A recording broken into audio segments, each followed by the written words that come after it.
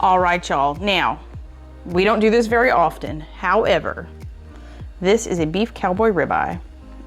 And when they go on 24% off, they go down from $12.98 a pound to $9.74 a pound. We do it. And we buy one. Why? Because this is a 3-pound steak. So let me show you how we cook a $30 piece of meat without screwing it up. Ready? Here's the ingredient list. Steak, some type of blend, salt, pepper, garlic. We like this. Tongs.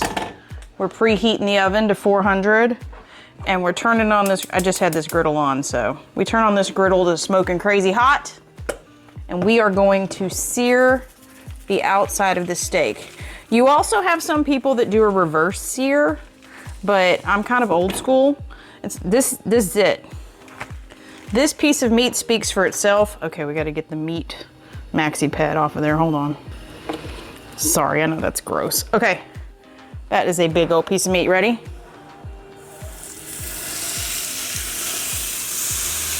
Look how big that thing is. It takes up the whole griddle. Okay, the only thing we're gonna do here is we're gonna get color on it. We are not trying to cook this piece of meat, okay? We just want color. All right, we've done the other side. We're gonna let that sit. We'll bring it back when we flip.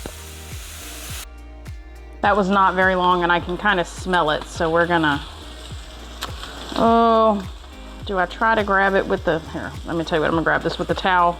All right, ready? Oh yeah, she's pretty. And remember, we're just going for color. So here in a minute, I'll get the tongs and we'll make sure that we get those sides. But that's a nice sear. Okay, y'all. Now here's the fun part. Trying to pick this thing up with some tongs. And I want to make sure, oh yeah, look at that other side. That looks great. So now, because this thing is so thick, oh, look it. All right, we're preheated. We're gonna set this on its side for a little bit to get this side piece done. We're gonna have loaded potatoes. We're gonna have a nice salad. Then we're gonna put it in the oven and bring the internal temperature up. Oh, I love this. Now this doesn't take very long because the surface area that we're worried about is teeny weeny. So yeah, see, look. Now we can roll it. There you go. Ooh, nope. This part takes a minute because you got to sit here and hold it. I'm not worried about that bone. That bone is going to clear up and turn brown in the oven. My biggest thing is searing the actual flesh itself. That way it's got all the juices are trapped inside the meat. All right, let's check that other side. Oh yeah, much better. Now what we want to do, oh, that was a breakfast alarm.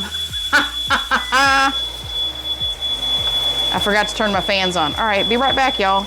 So when my son was little and his best friend would come over and they'd spend the night, I'd be cooking pancakes or something, and they would call, because we had a smaller house and like now, and when the fire got up and I started cooking and whatnot and the smoke alarm would go off, they'd be like, breakfast is ready. The breakfast alarm went off. So that's why it just reminded me. That's why I said breakfast alarm, because that's what the boys dubbed it. When the smoke alarm goes off because mama's cooking, breakfast is ready.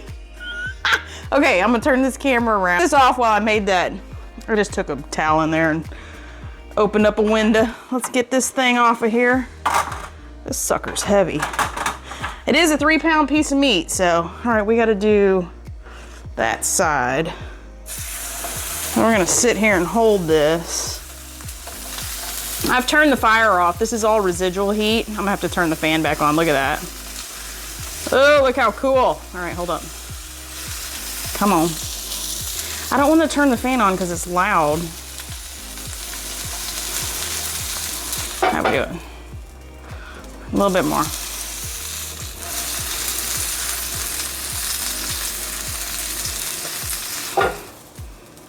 Let's see. Helps if I get y'all in frame, huh? Okay. Let's do that side. Y'all gotta figure, oh, there it goes again. Okay, I'm gonna have to turn the fans on. Darn it. All right, to save y'all some fans and all that jazz, we're good. We've got, get these out of the way. So as you can see, like I said, I'm not worried about this. That's gonna cook in the oven. But we have a nice sear all the way around this piece of meat. I'm not worried about that because that's gonna get done in the oven. Now, what I like to do is I like to take, these are cold, these were in the refrigerator. So what I like to do is take about, I don't know, half of this thing, go just like this, plop it in a 400-degree oven and bring it up to 135 degrees in the thickest part of the meat. So I will bring y'all back when it's time to bring this little baby out of the oven. Now, this is a full cookie sheet. I think it's actually called a half pan because the full pan's bigger. But this is a quarter pan, so this is a half cookie sheet. So you can kind of get some perspective on how big this thing is. It's not little. So he's going, she's going in the oven, 400 top rack, and well, I'm gonna check in about 10 minutes. Your pro hack for this video, and I think I've shown this before, is we're having salad, loaded potatoes, and that steak for dinner. So what I do with my lettuce whenever I open it, because it goes bad fast, and we've actually had lettuce stay good up to a month in our refrigerator doing it this way. Wet paper towel, Ziploc bag, transfer your salad to the bag, zip it up, and leave room for air. Don't, like, you know how sometimes you just squish the air out? Don't squish the air out. Leave it just like this, and this will prolong your lettuce in your vegetable drawer. All right, y'all, timer's getting ready to go off. We are 10 minutes in. We're gonna shove this right here. And you can see we've got a little bit of ways to go to get to that 130, 135 mark. And what I'm gonna do is I'm gonna pull it to 125 because we're gonna rest this meat. So I don't want it to go all the way to, we're gonna do another 15 minutes. With a big piece of meat like this, we need it to rest before we cut into it. So I'm gonna bring it up to 125, and while the meat is resting, it will continue to cook. So it should bring itself all the way up to 135. That's how some people overcook meat. So if you bring it, especially big pieces like this, you want to bring it up to a lower temperature, and then when you're allowing it to rest through that period, that's when that meat will come up to the temperature that you want it to.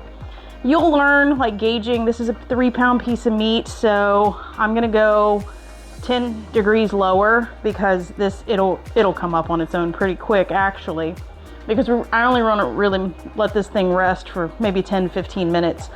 The bigger pieces of meat need to rest longer. Why do you do the rest? Because if you cut into that piece of meat right now, those juices are flying through that piece of meat, and you cut through that piece of meat, they're gonna fly right out of that piece of meat. So we want all that goodness to settle down a little bit before we start chopping it into pieces. So we're gonna go another 15 minutes. I'll check it again. When we're up to the 125, we'll bring it out, we'll let it rest, and then we're gonna cut into it. Okay, next 15 minutes is good. Let's see where we're at. Oh yeah. Okay, at this point, I'm gonna go 5 more minutes. Because we only have, oh, see, it's climbing fast. We only have a couple more degrees to go, so at this point, I'm gonna go 5 more minutes. All right, y'all, we are 25 minutes in on this 3-pound piece of meat. Oh, look at that. We are close. Let me stick it in over here. Yeah, see, that's getting like 130. Okay. So close. I wanna go 5 more minutes, y'all, because I want to make sure that this is cooked all the way through. So we're going to go 5 more minutes and pull it. So we have been resting about 10 minutes, and let's see, let's get this in here real good. Look at that. It has pulled all the way up, y'all. See? That's why you want to make sure when you cook a big piece of meat like this, do not bring it up to the full temp. Look, see, there's 140 right there. Okay? So we always want to let the meat rest and always pull it with less temperature than where you want it. Okay, so we like this a medium rare, or closer to medium than medium rare, and that's about 135, and that's what we want. So let me slice this up so you can see what it looks like. I tell you what, y'all, I love cow. Can I say that? Is that okay to say? I love cow. Look how pretty that is. Like I said, we like it a little bit more medium than medium rare, and I would say that that cooked absolutely perfectly. So, oops, I already put it back up. Items that you should consider purchasing outside of this beautiful, beautiful piece of meat is a thermometer. You saw, that way you're not cutting into a piece of meat. You just probe it, figure out what temperature it is. You can Google online and it'll tell you like medium rare is 135, rare is 130, well done's 165, pork, chicken, all the things. You can look that up and judge it for yourself. We like 135 on a piece of beef like this. Turns out perfect and we love it. Greg and I are not going to be able to eat all of this. This is a lot of food. This is going to be dinner tonight, and we'll probably make omelets at some point, and these are going in an omelet. So I hope you guys learned something and maybe this helped somebody. Go ahead and when you're at Sam's Club and you see a piece of meat that's on sale, grab it, okay? Don't be afraid of it, all right? Because it's so good and you're not paying 150 bucks at a restaurant for it. So like, comment, and subscribe if you haven't already. We're so close to 500. Help us get there, share this video, and until we see you on the next one, bye y'all.